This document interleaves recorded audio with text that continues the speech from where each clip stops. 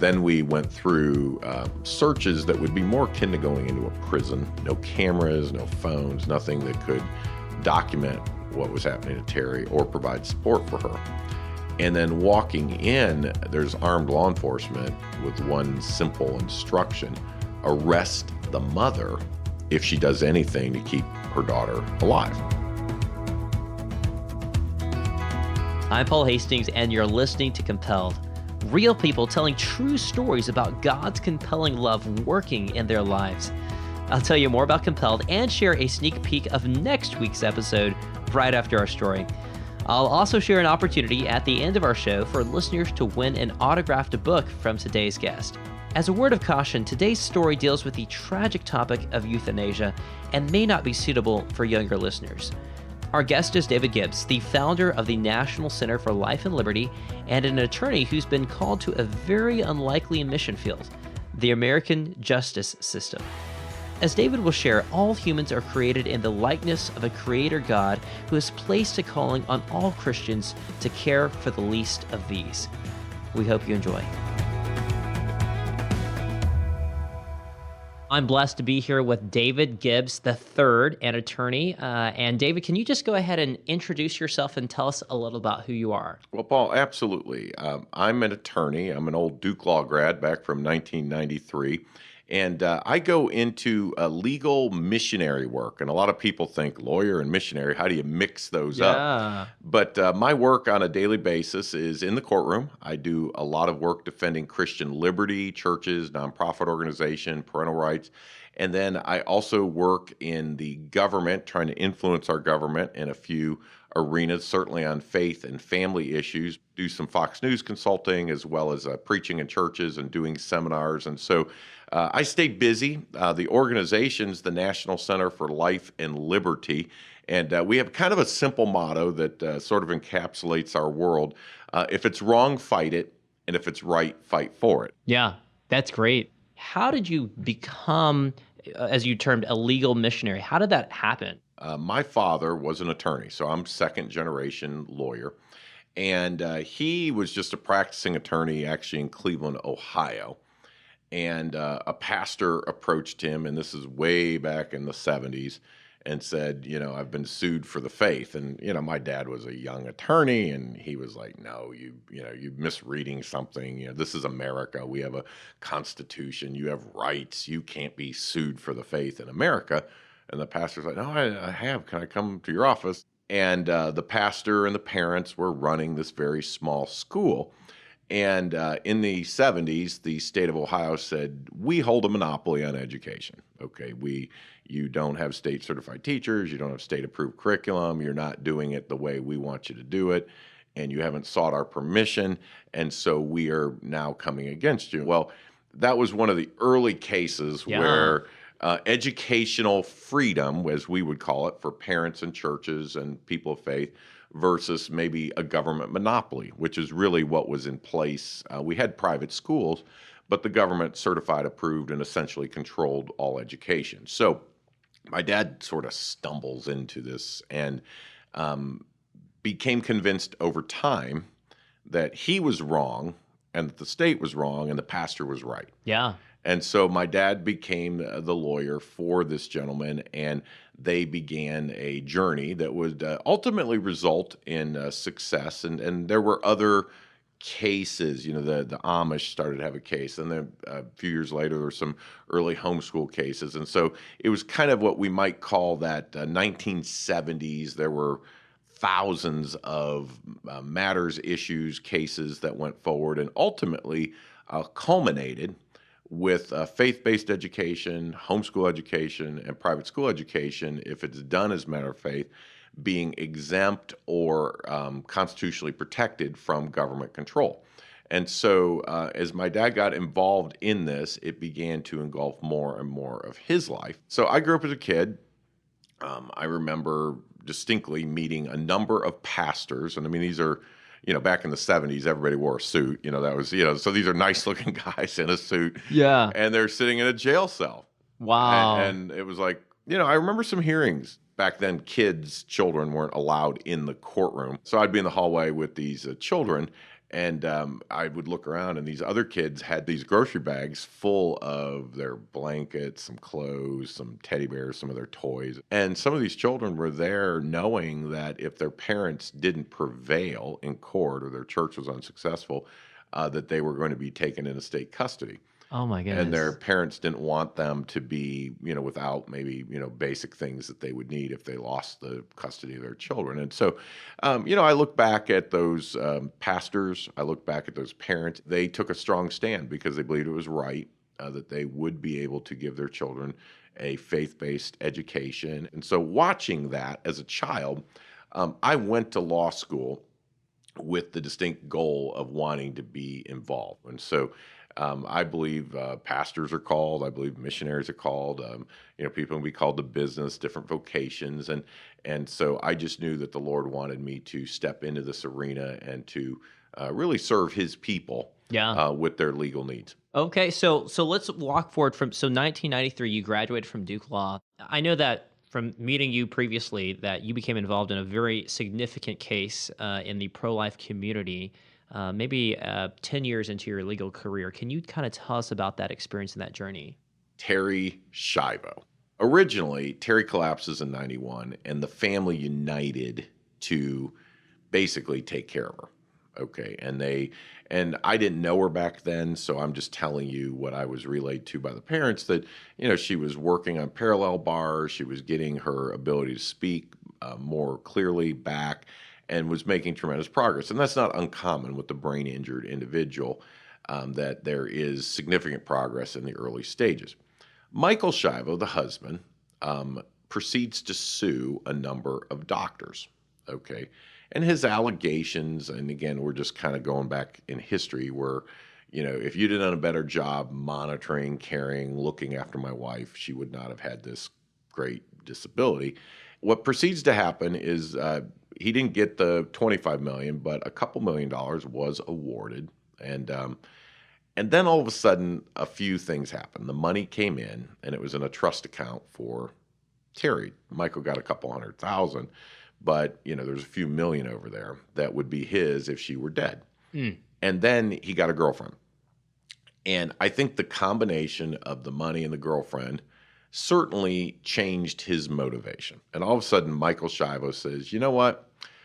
And this is after he told a jury he was going to care for his wife. He needed all this money for therapy. He flip-flops. And he says, you know what? Terri wouldn't want to live like this. She's disabled. And we need to move to end her life. I mean, people go, well, that girl's on life support. She was, barely alive. And I would just want them to understand three things. And number one, Terri was as alive as you and I. Hmm. Okay, she was disabled, but I mean, she could function, she could understand, she could communicate at some level. So, I mean, she's alive. Number two, important point, she wasn't sick. If somebody has cancer or Alzheimer's, I mean, there's a natural death process. But with Terri, there was no disease. No cancer, no Alzheimer's, no heart disease. She's healthy. So she's alive. She's not sick. And then number three, all she needed was food and water to stay alive. Terri didn't need help breathing. She breathed on her own. Terri could actually eat. I mean, you could give her food and water. It was just slow. And so they would use, IVs or feeding tubes to, make it less onerous. But she could chew and swallow on her own. I watched her. Yeah, she sure could. Now, what the judge did, and there were a lot of issues, and we won't go, we could spend weeks just talking about the details. Yeah. The judge appointed a guardian ad litem, which is an individual that's supposed to look out for Terri. Well, the guardian goes over there, sees Terri, says, well, she's alive, she's fine. You can't kill this person.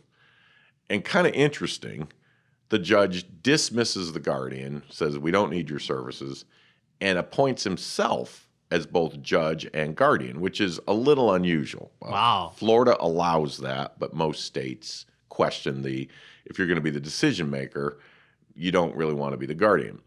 Additionally, the judge never went to see Terri. Never went to see Terri. Never laid eyes on her, never brought her to court. So he then proceeds to be the individual that's going to decide whether she lives or dies without ever seeing her. So this is kind of how this case germinates. Okay.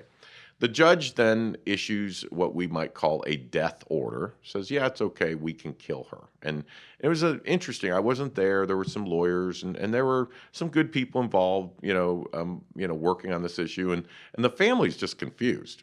They're like, well, he was going to take care of her. Now he's trying to kill her. What's going on? How do we do this? And it was a little unfair. The family has no money because they've done everything for their daughter.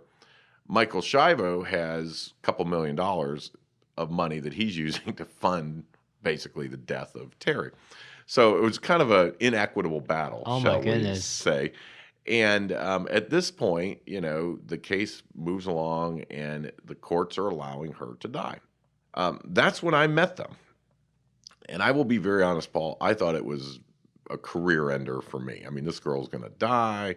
It hadn't really hit the news media because it was just kind of a low level thing in Florida, and it was just kind of perking along, and it just looked like, this was all over. And Bob Schindler sat in my office at midnight. All his lawyers had either quit or just exhausted out. I mean, they were doing a lot of this for free. And I mean, they were just, very disappointed where things were at. And how did Bob find you?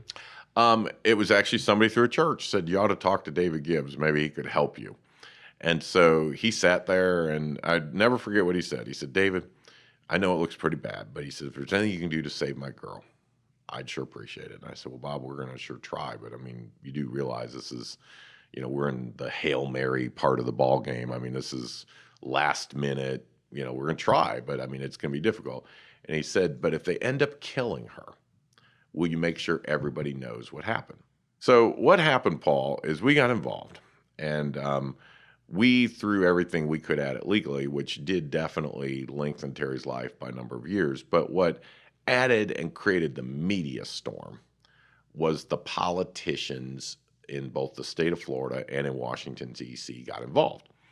And it was an interesting time. Jeb Bush was the governor of the state of Florida, and his brother George Bush was the president of the United States. So we had a family connection. Okay. And Jeb was very concerned about what was happening and tried to work through some things in the state of Florida and established, hey, I'll be the guardian. Let me look at this, and was trying to protect her life. And you see in all the court movements that the elected leaders were concerned about the life of this disabled girl.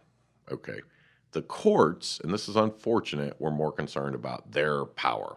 Hey, this guy, he said she should die. Yeah, he didn't see her, but court authority.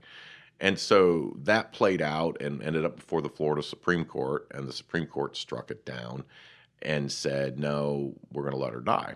Wow. Well, then Congress got involved. Okay, now the thing went orbital. I mean, we're worldwide news. I mean, we're on every talk show in the whole world. I mean, and the Congress flew in and basically passed a law to try to help protect Terri Schiavo. George Bush, Jeb Bush's brother, flew back from Crawford, Texas, to be in Washington to sign it. I was in a courthouse in the middle of the night.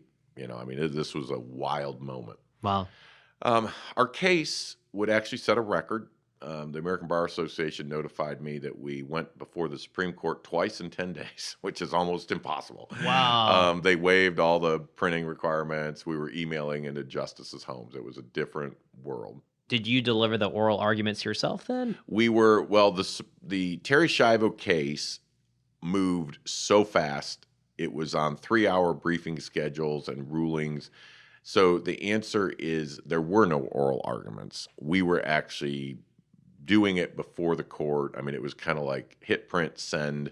The other side had 2 hours, hit, print, send. Oh my goodness. And the court was ruling within hours because she was dying. They had removed her food and water. They had already removed the food and water. And that is what had us in this very rushed standpoint. And it's the only issue in my lifetime that Jesse Jackson and Rush Limbaugh agreed on.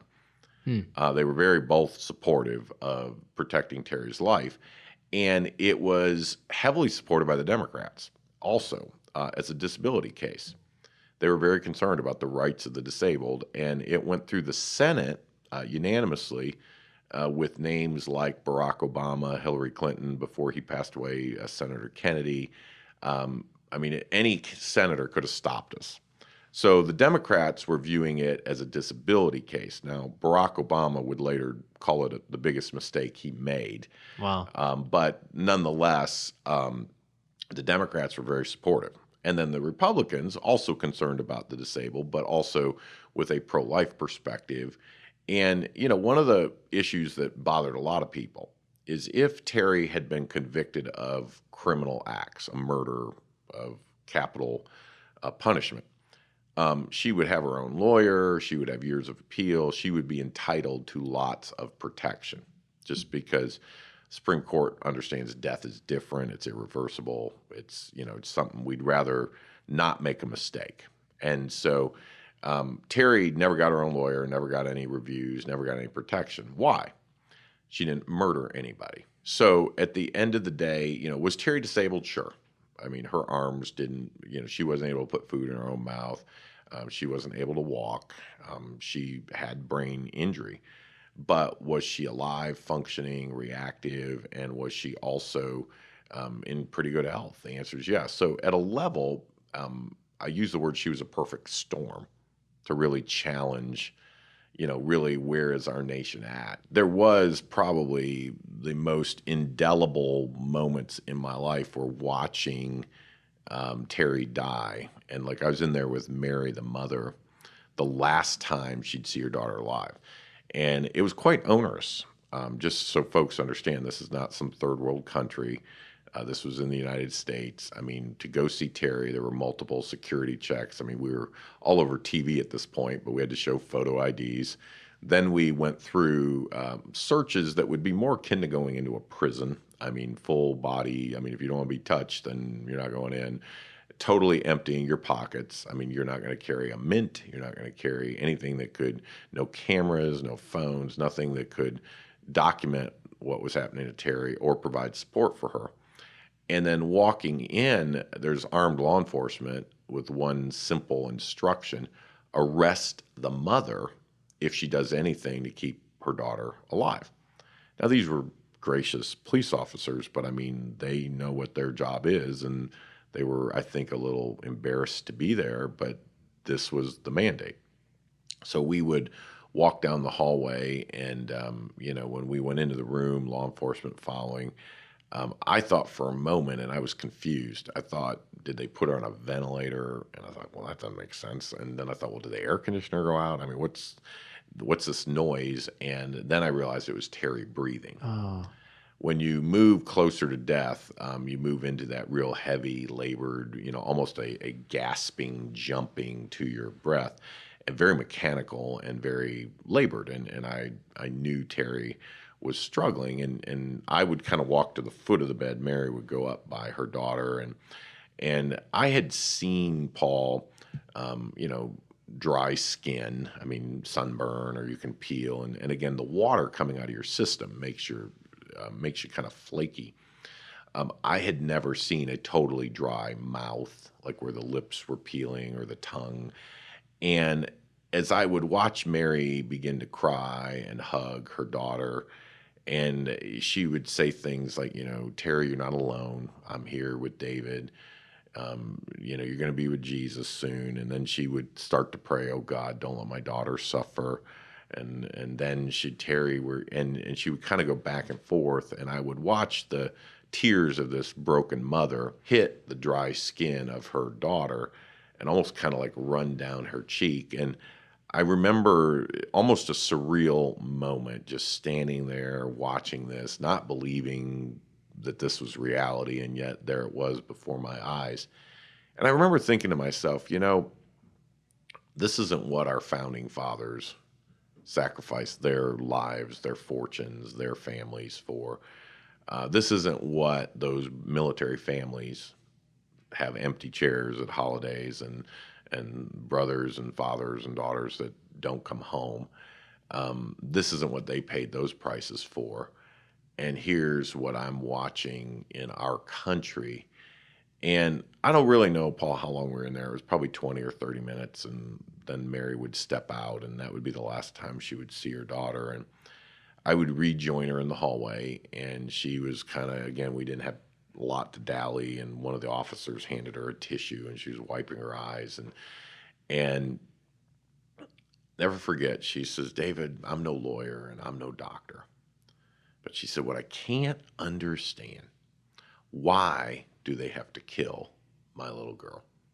That's probably the haunting thing of the Schiavo case that, really never got answered. I mean, if you look Yeah. at it, here's a husband that could have divorced and moved on. Parents want to take care of her. Why did they insist that she had to die? And so I do think the Schiavo case, again, I'll be candid. I fought hard for that young lady to live, and ultimately would say, with all the efforts from the president to the Congress to the best we could muster, we were unsuccessful. And so on March 31st, 2005, I had the very sad responsibility to announce to the world that Terri Schiavo had died after 13 days without food and water. Man, I can't even believe how incredibly hard that must have been. Obviously, it's a terrible tragedy, yet I know that God still has a plan through even the worst of times. Have you seen any good come out of this horrible situation? I do believe that case has opened a lot of people's eyes and minds to, how do we handle these issues? But I fear a little bit, Paul, that we just don't value Yeah. the less than perfect in a way that's appropriate. And ultimately, how you value less than perfect people ultimately becomes how you value any person. A lot of folks have bought into what I will call a lie. And the lie is, if you don't have sufficient quality of life, your life isn't worth living. Yeah. And I disagree with that. I think every life has value, that human beings are not, as the evolutionists would want you to believe, just sophisticated animals operating on high level instinct, but we are made in the image of a creator God. And with that image, we have personality, we have interest, we have passion, we have choice, we have a will. And so I believe human life is not just extraordinary, but it's made in the image of God and is to be protected. That's one of the reasons why the National Center, we didn't just talk about being the National Center for Liberty or the National Center for Rights. We wanted to make sure that, like our founders, people understood we are the National Center for Life and Liberty, that if you don't protect innocent life, you really have no freedom. And our founders came from England. And in England, the king held life and death in his hands, which meant, if the king said, off with your head, not a good day for you or anybody else that he said, because the government held this ultimate authoritarian ability over life and death. Yeah. And our founders, when they came over here, certainly they wanted freedom and they wanted religion and they wanted, the ability to function. But they realized if the government can kill you, you have no true freedom. That's why they didn't talk about liberty in the pursuit of happiness. They said life, liberty, and the pursuit of happiness. And I remind folks, if you don't protect innocent life, you truly have no freedom. Yeah. I mean, if the government's going to kill you, does your speech or your religion or many other things that you might enjoy as protected rights matter if your life isn't being protected? And most folks will go, well, of course not. And our government, at least at this point, isn't going to have, mass executions or not protect life maybe in the most heinous of ways. But I do think we are, with the Terri Schiavo case, on the cutting edge of some sophisticated discussions. Matthew chapter 25, verse 40, Jesus has complimented the righteous. And he said, and I'm paraphrasing here, but I was thirsty, you gave me something to drink. I was hungry, you fed me. I was naked, you clothed me. I was in jail, you came to see me. And the righteous are like, in some measure saying, God, you're invisible. How do we do that for you? Mm-hmm. And in Matthew 25, verse 40, he said, when you did it unto the least of these, you did it to me. So Terri Schiavo, not you personally and not the listeners, but as a nation, what we did to her, we did to God himself. And so I encourage folks to maybe open your eyes. I know I have to do that and look around and say, where are the least of these? How can I effectively minister to these folks and to be doing God's work by ministering to these people? Yeah.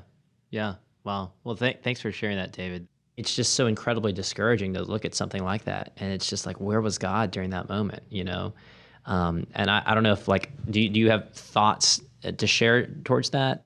Well, I think there's a couple of thoughts that I have, okay? And I'm going broad and principled here. Yeah. Okay. Number one, you've got to decide, where does life come from? Okay. And it really is a clash of worldviews. If someone says, well, I believe in evolution, you can justify killing a lot of people. Yeah. Quite honestly, it's survival of the fittest, strong survive, the weak, hey, we don't have the money. I mean, you could say, everybody over 75 is gone. I mean, you could almost be Hitler-esque if you're going to take the extreme evolutionary perspective. Whereas you say, no, we were made by an almighty God. We're made in his image. We have value. We're controlled by his rules, his book, and certainly blessed by his son being our savior. Every life has value. So you see, number one, the clash of worldviews. And I would encourage Christians, they say, oh, well, we believe life's from God, but I wouldn't want to live like that. And you got to stop for a moment and say, well, number one, you don't know what you want till you're in the situation. So today, if somebody says, Mr. Gibbs, you want to be in a wheelchair? Nope.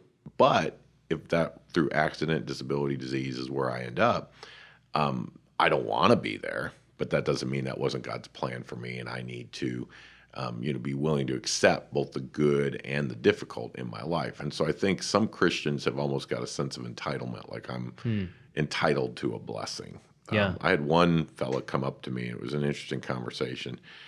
He said, my brother was way worse than Terri Schiavo.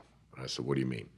He said, severely disabled from birth, never recognized anybody, never knew who he was, knew who we were, our family, we had to spend all this money to care for him, take him around. He was kind of in a wheelchair stroller type thing as he would grow, and we were constantly having to care for him. But he couldn't do anything, and it was just constant care for our family. And I was prepared for him to say something like, well, it would have been better for us if we had either let him go or not had him.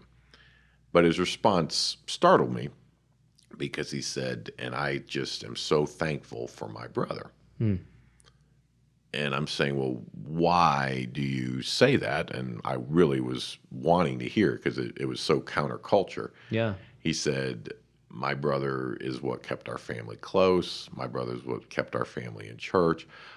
My brother's what gave us the heart to help other people. And he says, I can't imagine where we would be or if we would even know Christ if we didn't have my brother. He said, I have no doubt God had a huge plan and a will for my brother to be in our lives.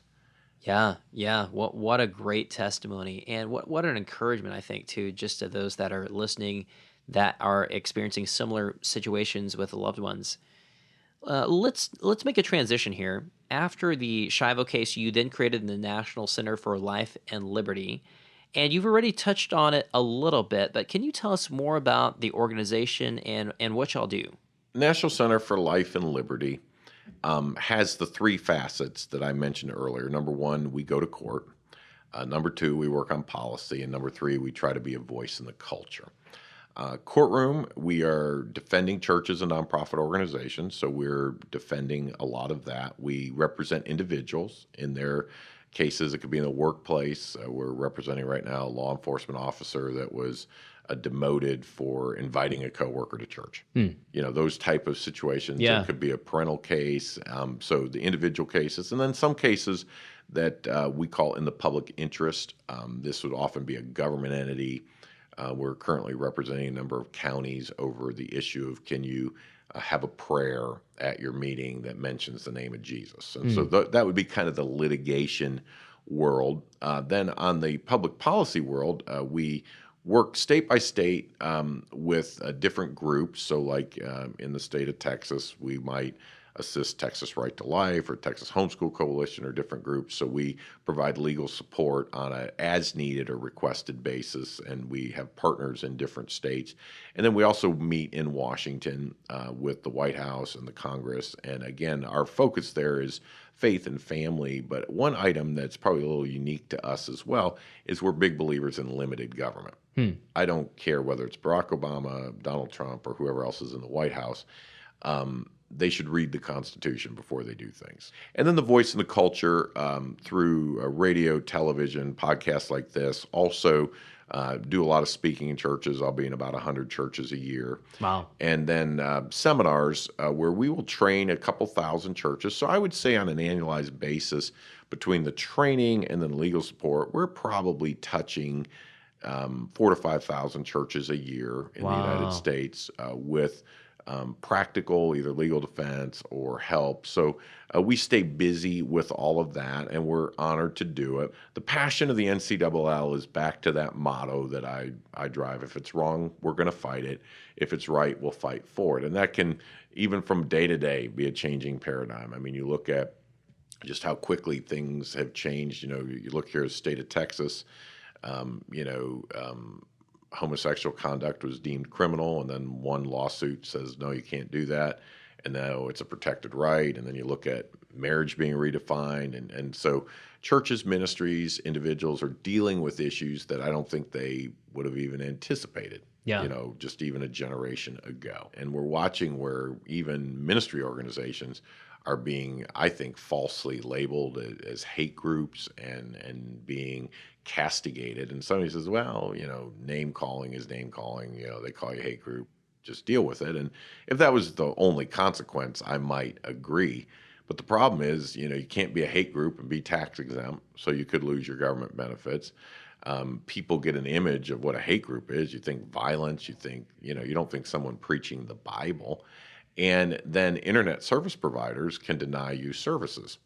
So all of a sudden, you don't have a website, you don't have Facebook, you don't show up in any Google searches. And I often say to people that, are in the situation, it's not a front of the bus or back of the bus, to quote the famous civil rights Rosa Parks in Alabama situation. This is literally, will we be allowed on the bus? Yeah. Will Christians, ministries, will podcasts like yours, Paul, remain free, just like everybody else? Obviously, I understand we don't want, pornographic trash being put out, or we don't want people that are advocating violence or hate to necessarily be able to spew. But when you say conversations about the Bible, conversations about biblical truth, conversations about things our nation was founded upon, are now being castigated as inappropriate. We are in a interesting moment in American history, and I'm really fighting hard for the free speech, the freedom of religion of the Christian community to just be able to have a voice in the marketplace of ideas, as opposed to being banished to alternate mediums or being put in a situation where we're not able to be freely engaged in this ever more interconnected, really internet universe. Yeah. Yeah. David, I really appreciate you just joining us for this conversation. It's been super important what you've shared and everything. For those that are listening and want to know, how can they get involved? Whether it's like, hey, I'm not an attorney, but I want to support what you're doing. Or maybe they are an attorney. What's a way that they can get involved? There's a number of things they can do. First of all, everybody can pray. So even if you don't connect with me, consider praying, and you can put down NCLL and just, you may not know, but you can pray for the cases. You certainly can connect with us. We'll send you information, newsletters. Maybe you're involved in church, you need some information. Right now, church security is an important topic. Child protection is an important topic. What documents do I need? So if there's things we can do to help you or your church, you can reach out to us as well.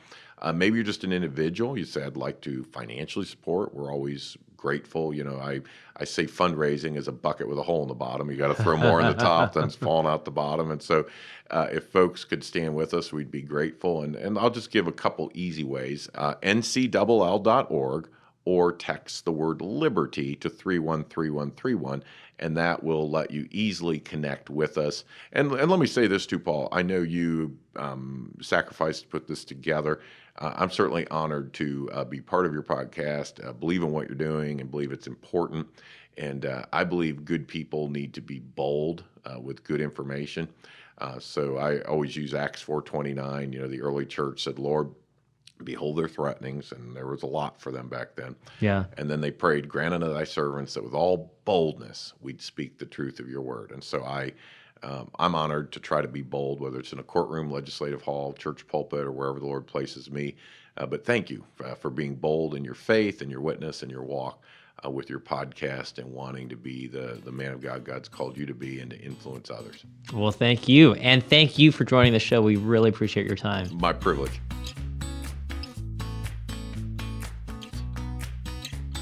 David's story about Terri's fight for life is a chilling reminder that we live in a lost and broken world. Yet we can find courage in knowing that our God reigns on the throne. Our enemy is great, but our Savior is far, far greater.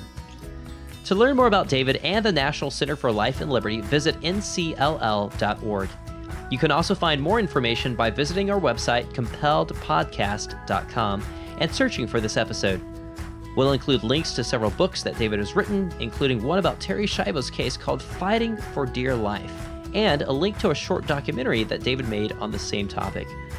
We'll also include a link to a Facebook post where you can join the conversation about this episode. If you have questions or feedback, we'd love to hear them.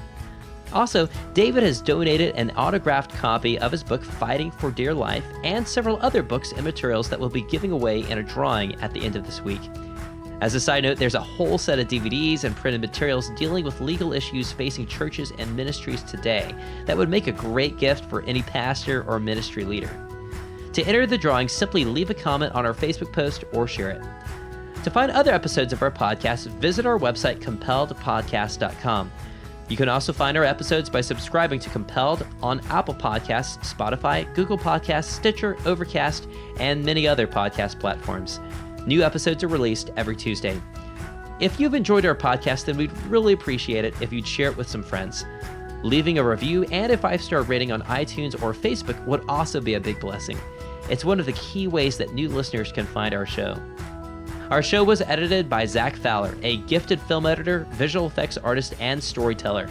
You can find Zach and his work at zachfowlerimagery.com. Our logo was designed by Josiah Jost, an incredibly talented logo designer. You can reach Josiah and view his work at siadesign.com. Our website was created by Ben Billups, a digital developer extraordinaire. You can follow Ben on Instagram at ben.billups. Special thanks to my wife, Sarah Hastings, for helping make this project a reality. Without her, this podcast wouldn't exist. And that's it for this episode. Stick around after the music for a sneak peek at our next episode. Our guests will be Rob and Heidi Fuller as they share their adoption journey, which has showcased the hand of God through times of overflowing joy and gut-wrenching heartbreak. I'm your host, Paul Hastings, and you've been listening to Compelled. We'll see you next Tuesday. And so I'm saying this over and over in my mind, do what you want, God. I know the purpose is that you be preeminent. And the doctor came in and Rob and I are sitting there holding hands, and I have no clue what I'm looking at on the screen because it makes no sense to me. But he says, "How many embryos did they implant?" And we said 2. And he says, "Well, I am looking at 3 perfectly healthy babies right here." It was pure joy.